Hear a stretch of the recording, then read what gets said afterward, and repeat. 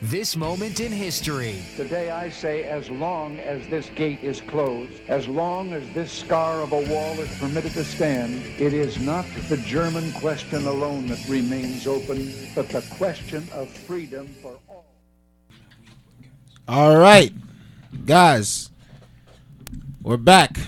2-week hiatus. Nonetheless, we're back with the 3-man weave. In today's case, the 4-man weave. We got yours truly, Sean Edwards, on the ones and twos over here on the board, accompanied by my co-hosts, Brendan Clark, Rob Jiggity, and Jossie Martin. What's up, y'all? What's up? Hey, what's going on, man? How y'all doing? Not bad at all, man. 2 weeks has been much too long, man. But, we're back, and y'all ready to talk some hoops? Of course, all the time. All right, so let's dive into it. Dive right into it, and we're going to kick it off with the Oklahoma City Thunder. All right, guys. This guy, KD, Mr. Iceberg Slim, will undergo a bone graft surgery, and he will be expected to be out anywhere from 4 to 6 months. This being the third procedure he's had on his foot, and this one appears to be pretty serious. So safe to say, no more Kevin Durant in Oklahoma City for the remainder of this season, averaging 26, 7, and 6 on 27 games. Now, let me open the floor to you guys. With that being said, losing a major component to this team after such an outstanding and inspirational season they've had so far, with all the pitfalls, in the rising above the challenges. What can we expect from this team in the long haul, particularly in the postseason? Personally, I could see the Oklahoma City Thunder making the playoffs.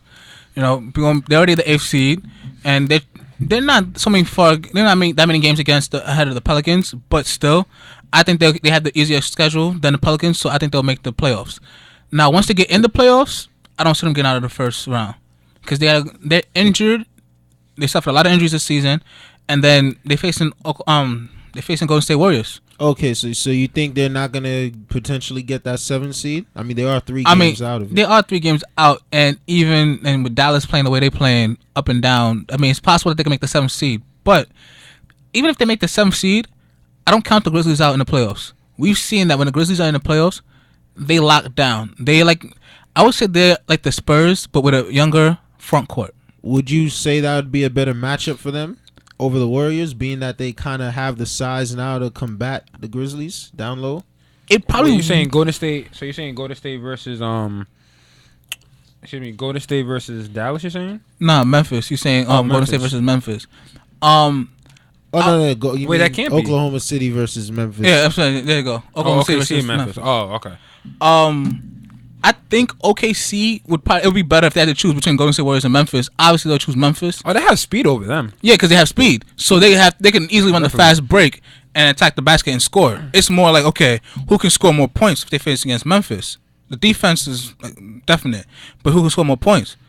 If they face Golden State Warriors, it's a shootout match. Who can score more points? Literally, who cares about defense? Yeah, games are going to be like 105 plus each game. Oh, definitely. It has to be. I mean, you could talk about defense and how Golden State plays defense, but either way, each team's got to hold the ball at least 15 seconds to shoot something up. Yeah. There's no way they get a running offense. I don't see that happening. Golden State, you always see them a lot on their highlights, fast break points.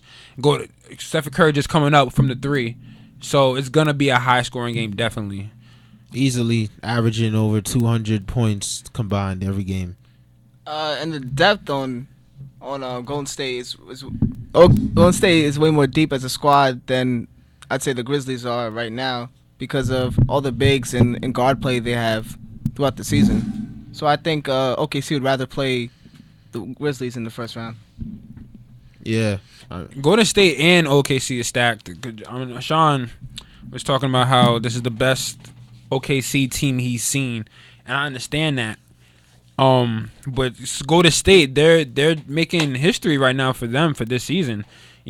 Player wise and just the whole team in general, just hitting records. So, I mean, it would be a really great matchup. But the thing is, unfortunately, that they don't have Durant, and that's the one person that would really make this an awesome battle. You know, having a former MVP and then having two other people this year for an MVP race, excuse me, in the runnings. And it'll just be a fantastic game to see. I mentioned before about how it was funny that you have Kevin Durant, who was just a former MVP, and then you had Derrick Rose also, who was a former MVP, besides LeBron James, who has gotten hurt, and they never compared the two. I haven't seen anything on TV where they talked about how, you know, Kevin Durant, how this is a big type of injury, and how he could come back from it. But Derrick Rose went through like the same thing, being an MVP of the league and being that star, you know. But then you talk about how having playoff experience without their star player. I think the Bulls, even though they had a former MVP and then they lost it, he will come back before the playoffs. But the fact is, they lost their man during the playoffs, and they've done well. So the Bulls have had that experience without having Derrick Rose, and they're actually working. OKC, they somewhat have that, but they were able to capitalize by just having that one star. You know, so if it wasn't KD there, it's Russell Westbrook. If it's not Westbrook, then it's KD. You know, for the Bulls, after you had Derrick Rose gone, you know, it's the whole team. And I think that's one thing where I don't see, without having Durant there against the Golden State Warriors, if that was to happen, if they were the 1 versus the 8 seed, that they would be able to defeat the Golden State Warriors. I wouldn't even see that happen. I mean, I agree with you with that. But, I mean, it's not only Durant's injury, it's also Ibaka's injury, being in the paint, you know, getting those blocks, altering shots, getting rebounds. And he also helps stretch the floor a bit for them. You know, he opens up the lane a little bit for Russell because now, you know, Ibaka he has his post game, but he can shoot the mid range as well. So he helps, you know, take some of the pressure off of the guys. Like I said, when it comes to who try to pick which team he wants to face, obviously OKC would probably say Memphis over Golden State Warriors, just because Memphis is usually more of like an old style team. They want to grind it out, slow down the pace. So if Russell had to go off for 4 games, 5 games, 6, 7 games, it'd be more of a pace for him. Yes, it would. His body would have to go banging against bigger bodies, but at least it'll be at a slower pace. If you go against Golden State Warriors, they're going 150 miles per hour up and down the court constantly. You miss a shot, you better be sprinting back down because they're going down there to go score. So I mean, honestly, I don't think they're going to get, if they face either one of those teams, I don't think they'll make it out of the first round. But if I had to choose one of the two, they would make it out the first round, a better chance of them too, it'll probably be Memphis. Okay. Yeah, in my opinion, their first round exit if they stay in the 8th seed.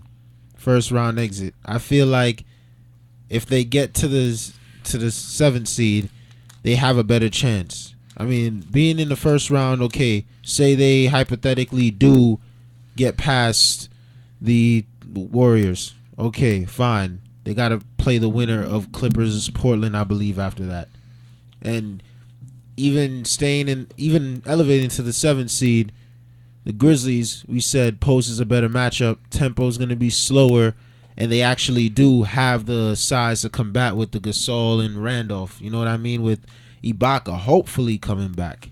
You know, Enes Kanter, who has elevated his game, you know, from the Jazz to the Thunder, going from an average of 13.8 points to 17.3, as well as 7.8 rebounds to 10.7 rebounds. So it's safe to say he's found his home out there in Oklahoma City. And then him coupled with a Steven Adams gives them, you know, a fighting chance. And then we already know that Oklahoma City has the advantage in terms of the perimeter play when comparing those two teams. So first round exit, 8th seed, potentially semis or conference finals if they get to the 7th seed. That's just my opinion. Without a Kevin Durant.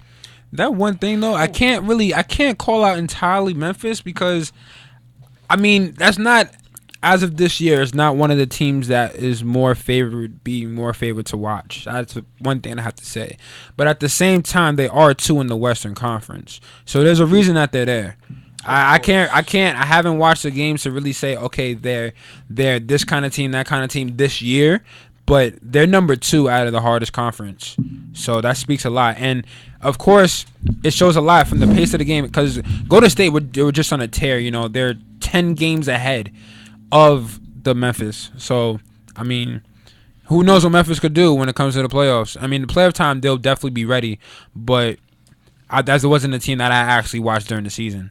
The thing about Memphis, though, is their core unit is the same guys that we've seen the last 3-4 years. They have Gasol, they have Randolph, they have Conley, they have Tony Allen. So those guys know what to do to get to the conference finals. And they add a clutch shooter, a clutch scorer in Jeff Green. So I think no matter who OKC faces, they're getting knocked out the first round automatically. That's done. All right, so it's safe to say that everyone has expressed their opinions here. And with that being said, just now, nothing we can do but wait and see what unfolds out there in Oklahoma City. But in the meantime, we will be back with Four-Man Weave, and we will talk some Steve Nash in his retirement from the game of basketball. WICR presents